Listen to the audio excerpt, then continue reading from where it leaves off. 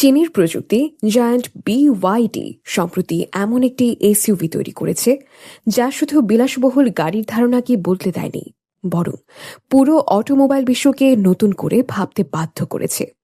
ইয়াংওয়াং ইউ8 নামের এই গাড়িটি এখন প্রযুক্তি দুনিয়ায় সবচেয়ে আলোচিত বিষয়গুলোর একটি, কারণ এটি শুধু একটি ইলেকট্রিক এসইউভি নয়, বরং এমন এক স্মার্ট মেশিন যা জরুরি পরিস্থিতিতে পানিতে ভাসতে পারে, নিজের জায়গায় ট্যাঙ্কের মতো ঘুরতে পারে, এমনকি উচ্চ গতিতে টায়ার ফেটে গেলেও নিয়ন্ত্রণ ধরে রাখতে সক্ষম। সোশ্যাল মিডিয়ায় ভাইরাল হওয়া ভিডিওগুলোতে দেখা গেছে গাড়িটি পানিতে পড়েও ডুবে যাচ্ছে না, বরং ধীরে ধীরে পানির উপর ভেসে এগিয়ে যাচ্ছে। আর এই দৃশ্য দেখেই অনেকে ভাবতে শুরু করেছেন, ভবিষ্যতের গাড়ি কি তাহলে নৌকার কাজও করবে? তবে বাস্তবে বিষয়টি আরও বেশি প্রযুক্তি নির্ভর এবং পরিকল্পিত। BYD এর এই গাড়িতে রয়েছে বিশেষ ইমার্জেন্সি ফ্লোটিং মোড। গাড়িটি যদি হঠাৎ বন্যা বা গভীর পানিতে পড়ে যায়, তখন কয়েক সেকেন্ডের মধ্যেই এটি স্বয়ংক্রিয়ভাবে একাধিক নিরাপত্তা ব্যবস্থা সক্রিয় করে।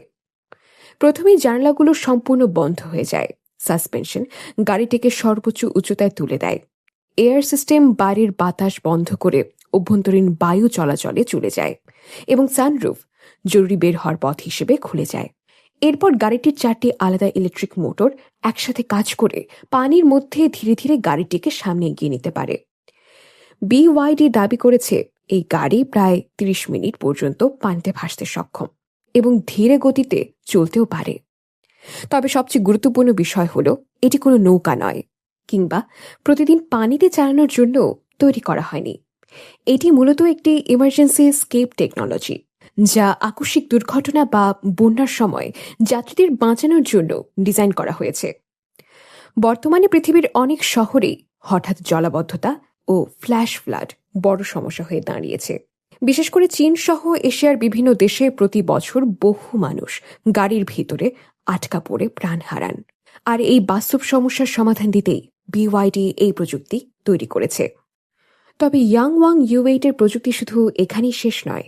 গাড়িটির সবচেয়ে অবাক করা ফিচারগুলোর একটি হল ট্যাঙ্ক টার্ন, অর্থাৎ এটি নিজের জায়গায় প্রায় 360 ডিগ্রি ঘুরতে পারে, ঠিক সামরিক ট্যাঙ্কের মতো।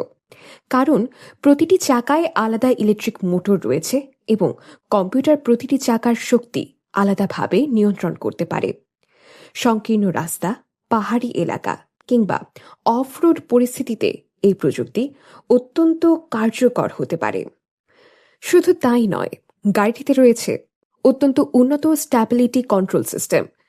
BYD দেখিয়েছে উচ্চ গতিতে চলার সময় যদি কোনো টায়ার হঠাৎ বিস্ফোরিত হয়, তবু গাড়িটি সম্পূর্ণ নিয়ন্ত্রণ হারায় না, কারণ AI নিয়ন্ত্রিত সিস্টেম মুহূর্তের মধ্যে অন্য চাকাগুলোতে শক্তির ভারসাম্য পরিবর্তন করে গাড়িকে স্থিতিশীল রাখার চেষ্টা করে। নিরাপত্তার দিক থেকেও ইয়াংওয়াং ইউ8 অত্যন্ত উন্নত। এতে ব্যবহার করা হয়েছে লিডার, রেডার, ক্যামেরা এবং আল্ট্রাসনিক সেন্সর সহ প্রায় 38টিরও বেশি সেন্সর। এই সেন্সরগুলো চারপাশের পরিবেশ স্ক্যান করে গাড়িকে বাধা শনাক্ত করতে, স্বয়ংক্রিয় পার্কিং করতে এবং ড্রাইভারকে দুর্ঘটনা এড়াতে সহায়তা করে। অনেক বিশেষজ্ঞ মনে করেন ভবিষ্যতের স্বয়ংক্রিয় গাড়ি প্রযুক্তির ভিত্তি তৈরি করেছে এই ধরনের AI অ্যাসিস্টেড সিস্টেম। এছাড়া BYD এর নিজস্ব ব্লেড ব্যাটারি প্রযুক্তিও এখন বিশ্বজুড়ে আলোচনায় রয়েছে।